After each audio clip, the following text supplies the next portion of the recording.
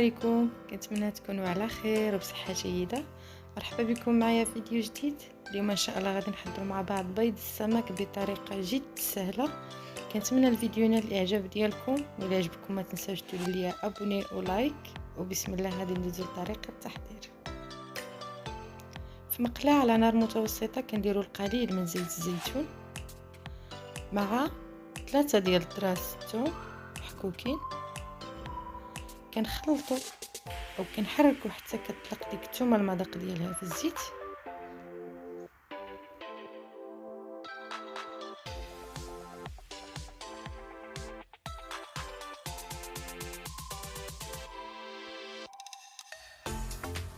من بعد كنضيفوا عصير ديال 3 ديال الطماطم، ممكن تحكوهم، انا طحنتهم وعصرتهم وصفيتهم.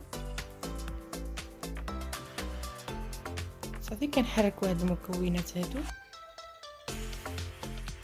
من بعد كنضيفوا 2 ديال المعالق كبار ديال القزبر مقطع،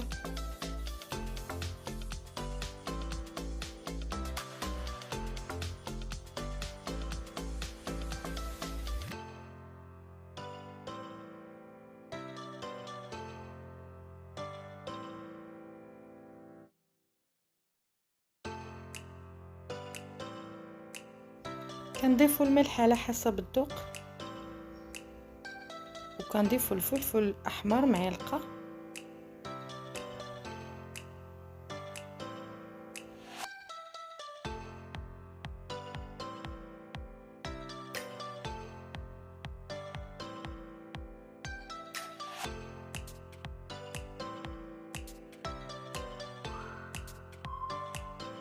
كذلك كنضيفوا راس معلقه ديال الفلفل الاسود ومعلقه صغيره ديال الكمون.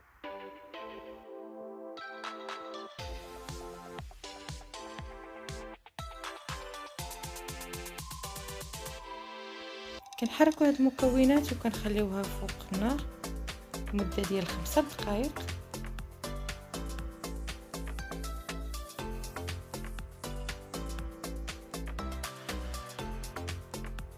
من بعد كنضيفوا معلقه كبيره ديال معجون الطماطم، كنعاودوا نخليوها شويه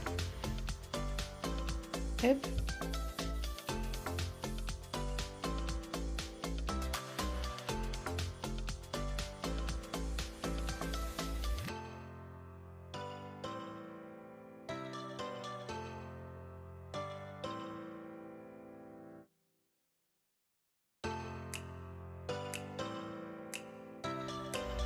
من بعد ما كطيب الصلصه ديالنا كتجي على هذا الشكل هذا.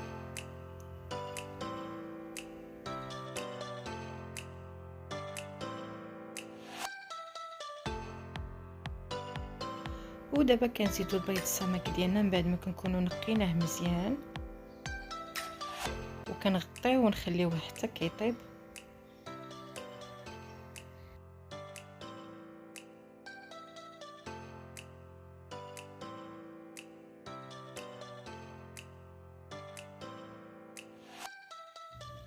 وهذا هو الشكل النهائي ديال الطبق ديالنا، صراحه من اسهل ما يكون. كنتمنى الفيديو ينال الاعجاب ديالكم، وإلا عجبكم ما تنساوش ديروا لي ابوني ولايك، والى الملتقى بحول الله.